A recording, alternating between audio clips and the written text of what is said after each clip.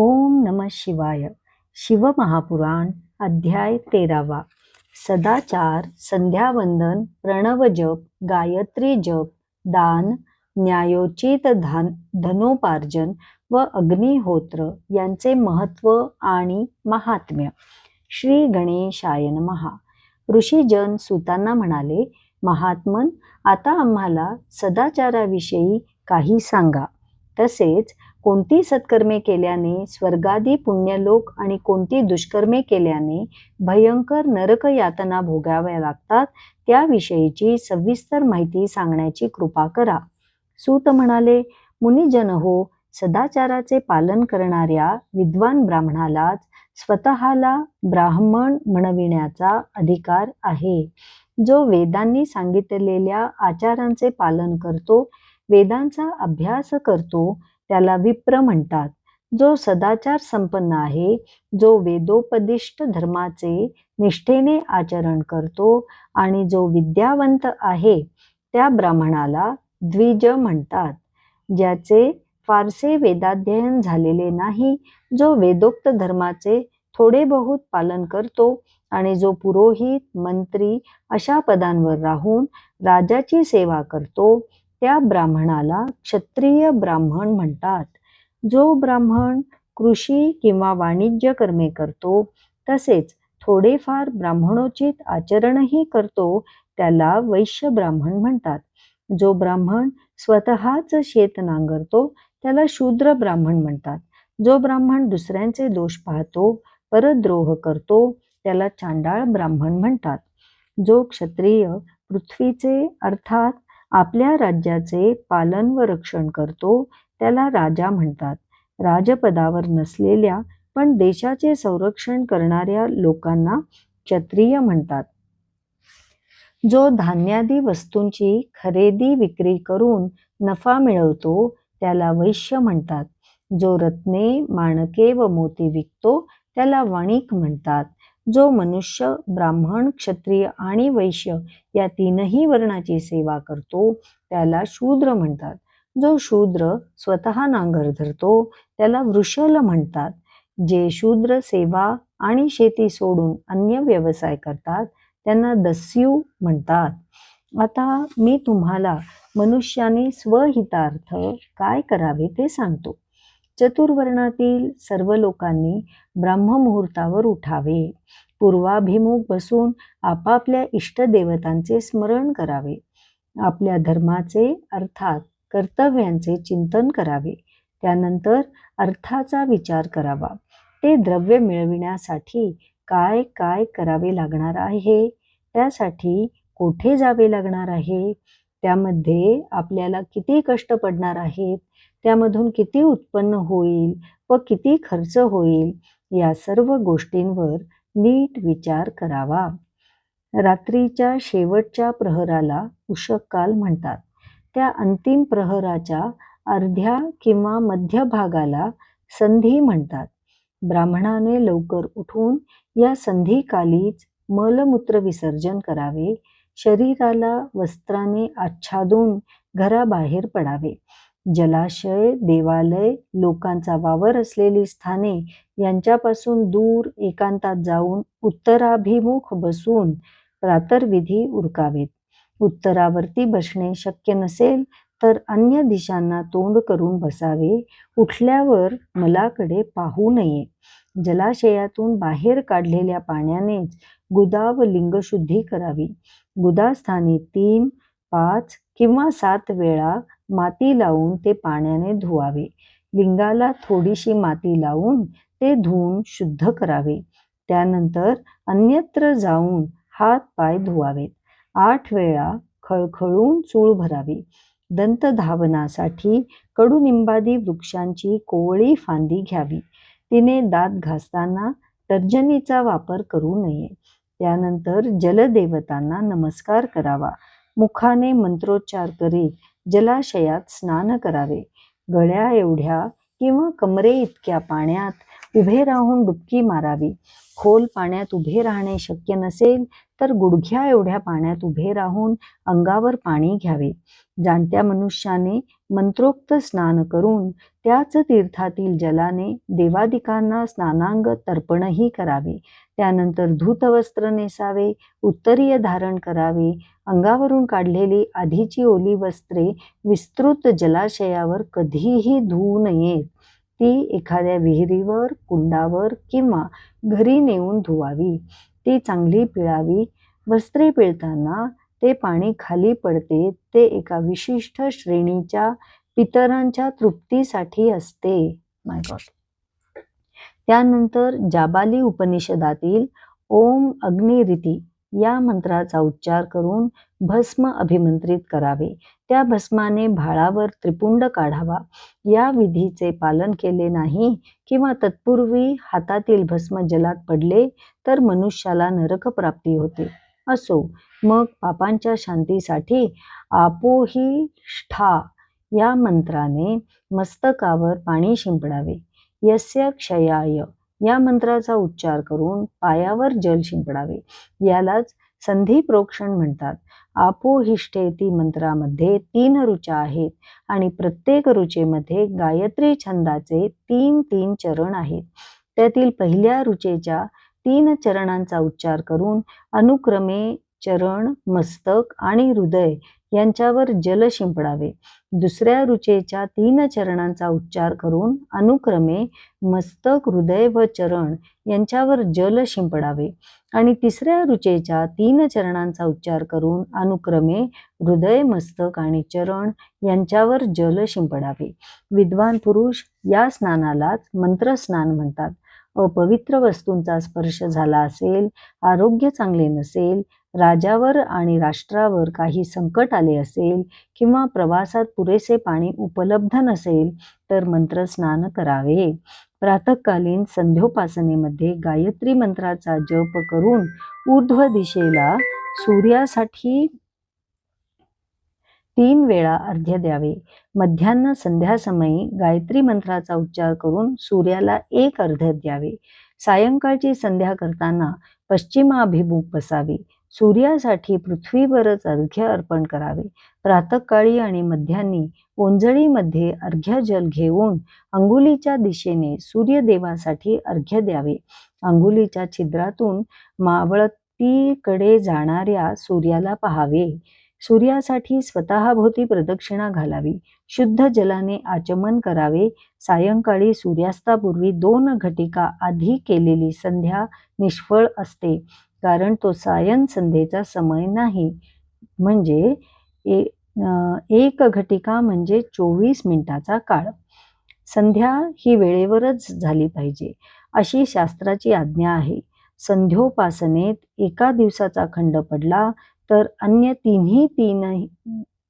दिनी 3ही संध्यासमयी नित्य जपाव्यतिरिक्त गायत्रीचा 100 वेळा जप करून प्रायश्चित्त घ्यावे. संध्यादी नित्यकर्म्यामध्ये 10 दिवसांचा खंड पडला तर 1,00,000 गायत्री जप करून प्रायश्चित्त घ्यावे. नित्यकर्मामध्ये 1 महिन्याचा खंड पडला तर संध्योपासकांनी आपला उपनयन संस्कार पुन्हा करवून घ्यावा. बापरे. मोक्ष प्राप्तीसाठी ईश म्हणजे शंकर, गौरी, कार्तिकेय, विष्णू, ब्रह्मा, चंद्र, यम आणि अन्य देवता या सर्वांना एकरूप मानावे.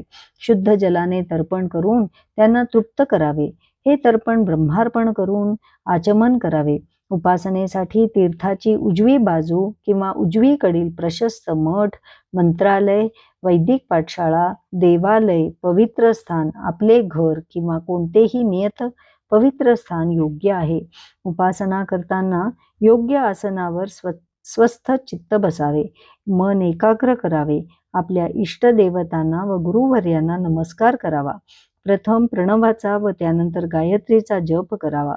प्रणवाच्या अ, उ, म या 3 अक्षरांनी जीव आणि ब्रह्म यांचे ऐक्यच प्रतिपादित होते. म्हणून आपण करीत असलेली प्रणवाची उपासना ही जीवस्वरूप अशा आपल्याला शिवत्वाकडे नेणारी आहे, अशी दृढ श्रद्धा हवी. तसेच प्रणवाचा जप करताना आपण त्रैलोक्याची सृष्टी करणारे ब्रह्मदेव, पालनपोषण करणारे विष्णू आणि संहार करणारे रुद्र या त्रिरूपातील परमात्म्याचीच आराधना करत आहोत अशी भावना ठेवावी. तो परमात्मा म्हणजेच ब्रह्मस्वरूप ओंकार. आमची ज्ञानेंद्रिये, कर्मेंद्रिये, मन आणि बुद्धी यांना भुक्ती-मुक्तीदायक अशा धर्माच्या आचरणासाठीच नित्य प्रेरणा देवो असे चिंतन करावे. अशा प्रकारे अर्थानुसंधान ठेवून प्रणवाराधना करणारा मनुष्य ब्रह्मपदाची प्राप्ती करून घेतो. असा जप करणे शक्य नसेल तर एकाग्रतेने नुसता मंत्रजप करावा, त्यानेही मोक्ष मिळतो. ब्राह्मणाने गायत्री मंत्राचा प्रातःसमयी 1000, मध्यान्हसमयी 100 आणि सायंकाळी 28 वेळा जप करावा. क्षत्रिय आणि वैश्यांनी तिन्ही संध्यासमयी आपापल्या सामर्थ्यानुसार गायत्री जप करावा. आपल्या शरीरात मूलाधार, स्वाधिष्ठान, मणिपूर, अनाहत, आज्ञा आणि सहस्रार ही 6 सूक्ष्म चक्रे आहेत. त्यात अनुक्रमे विद्येश्वर, ब्रह्मा, विष्णू, ईश, जीवात्मा आणि परमेश्वर यांचे अधिष्ठान असते.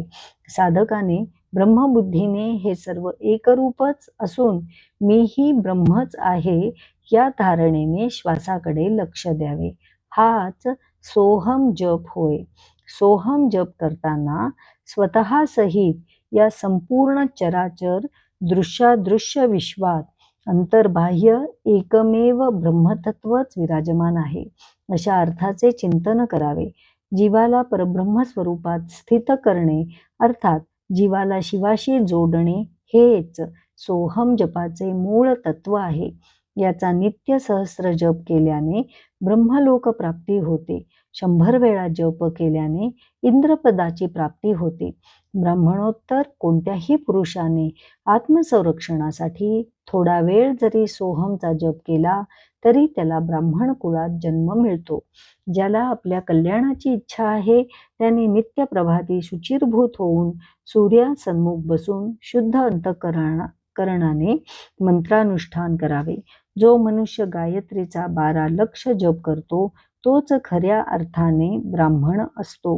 ज्या ब्राह्मणाने गायत्रीचा 1 लाखही जप केलेला नाही त्याला कोणत्याही स्वरूपाचे वैदिक कार्य करण्याचा अधिकार नाही. मनुष्याने 70 वर्षापर्यंत वर्णाश्रम धर्माचे नियमपूर्वक पालन करावे. त्यानंतर त्याने गृहत्याग करून संन्यास घ्यावा. संन्यासाने नित्यप्रभाती 12,000 संख्येत प्रणव जप करावा. या साधनेत 1 दिवसाचा खंड पडला तर दुसऱ्या दिवशी त्या दिवसाचा व आधीच्या दिवसाचा मिळून 24,000 जप करावा. या जपानुष्ठानाचे ब्रह्मप्राप्तीसाठी निष्ठेने आचरण करावे. या आराधनेत 1 महिनाभर खंड पडला तर प्रायश्चित्त म्हणून प्रणवाचा 1.5 लक्ष जप करावा. त्याहीपेक्षा अधिक काळ खंड पडला असेल तर आचार्यांकडून प्रणव साधनेची पुन्हा दीक्षा घ्यावी. प्रायश्चित्त घेतल्याने साधनेतील दोषांची शांती होते. हे शांतिकर्म केले नाही तर नरक यातना भोगाव्या लागतात.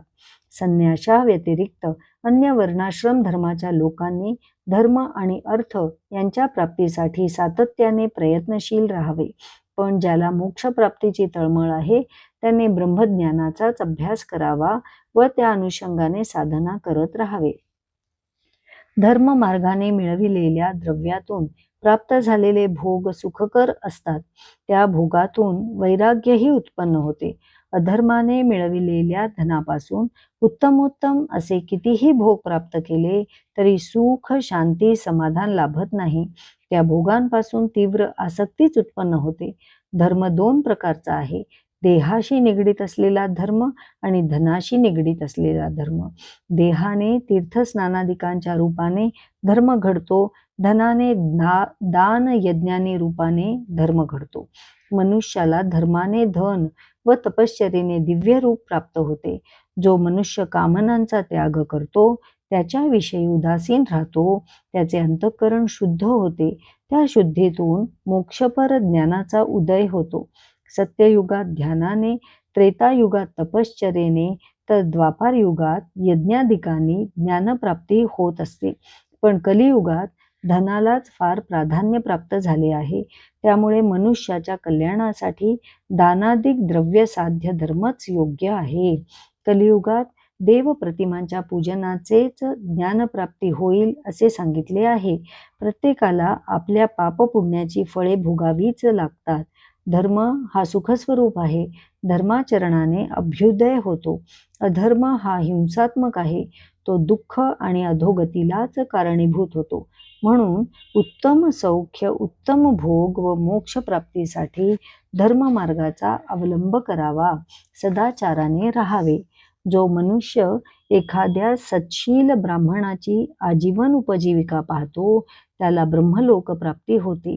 1000 चांद्रायण व्रत केल्यानेही ब्रह्मलोकाची प्राप्ती होते. जो क्षत्रिय सहस्त्र कुटुंबांची उपजीविका चालवितो त्याला इंद्रलोकाची प्राप्ती होते. जो क्षत्रिय 10,000 कुटुंबांचे पालनपोषण करतो त्याला ब्रह्मलोकी गती मिळते. जो मनुष्य ज्या देवते प्रित्यर्थ दान धर्मादी सत्कर्मे करतो तो मरणोत्तर त्याच देवतेच्या लोकी जातो. धनहीन मनुष्याने तपश्चर्या करावी, कारण तपस्या आणि तीर्थसेवनाने त्यालाही अक्षय सुख प्राप्त होते. ऋषीजन हो, आता मी तुम्हाला धनार्जनाविषयी काही सांगतो. ब्राह्मणाने धनप्राप्ती करताना अतिशय सावध राहावे. त्याने योग्य व्यक्तीकडूनच दान स्वीकारावे. यज्ञ करून द्रव्य मिळवावे. धनाच्या अपेक्षेने दीन व लाचार होऊ नये. अनुचित व क्लेशकारक कर्मे करू नयेत. सन्मार्गाने धन मिळवून त्याचा संग्रह करावा.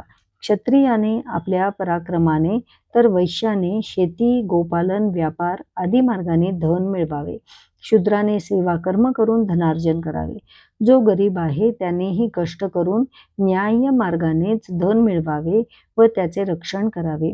मनुष्याने धर्ममार्गाने धन मिळवावे आणि त्यातून दानधर्मही करावा, कारण दानाने ज्ञानप्राप्ती होते आणि ज्ञानाने मोक्षप्राप्ती सुलभ होते. दानाचे महत्त्व अपार आहे. ते परमकल्याणप्रद आहे. हे लक्षात घेऊन गृहस्थाने धनधान्यादी सर्व वस्तूंचे यथाशक्ती दान द्यावे. तहानलेल्यास पाणी द्यावे. भुकेलेल्यास अन्न द्यावे. धान्य द्यावे. भक्ष्य, भोज्य, लेह्य, चोष्य अशा 4ही प्रकारच्या सिद्धान्नाचे दान द्यावे. त्याच्या घरचे अन्न खाऊन जर कोणी कथाश्रवणादी सत्कर्मे करत असेल तर त्याचे अर्धे पुण्यफल दात्याला प्राप्त होते. जो मनुष्य स्वतः दान घेतो त्यानेही दानात प्राप्त झालेल्या वस्तूंचे दान द्यावे आणि त्या प्रतिग्रहजनित पापाच्या शुद्धीसाठी तपश्चर्या करावी. तसे केले नाही तर त्याला रौरव नरक प्राप्त होतो. मनुष्याने न्याय मार्गाने मिळवलेल्या धनाचे 3 भाग करावेत. त्यापैकी 1 भाग धर्मासाठी खर्च करावा. दुसरा भाग वृद्धीसाठी म्हणजेच स्वतःच्या आर्थिक विकासासाठी संग्रही ठेवावा आणि तिसऱ्या भागाने आपली उपजीविका चालवावी. धर्मकार्यासाठी राखून ठेवलेल्या द्रव्यातून नित्य, नैमित्तिक आणि काम्य कर्मे करावीत. वृद्धीसाठी संग्रही ठेवलेल्या द्रव्यातून व्यापार व्यवसाय करावा, नफा मिळवावा. त्यातून हितकारक समिती उपभोग घ्यावेत. हितकारक सीमित उपभोग घ्यावेत. नफा मिळविण्यासाठी लोकांना नाडू नये. नफ्याचा 6वा भाग दान द्यावा. जो शेती करतो त्याने आपल्या मिळकतीचा 10वा भाग दान करावा. त्यामुळे पापाची शुद्धी होते. उत्पन्नाचा ठराविक भाग दानधर्मासाठी खर्च केला नाही तर बुद्धी भ्रष्ट होते. शेती आणि व्यापारात नुकसान सोसावे लागते. एखाद्याला अकस्मात धनलाभ झाला असेल तर त्याने त्यातील अर्धा हिस्सा दान द्यावा. एखाद्याने चुकीच्या मार्गाने किंवा ज्याच्याकडून दान घेऊ नये अशाकडून दान घेतले असेल तर ते सर्वच्या सर्व दान जलाशयात विसर्जित करावे.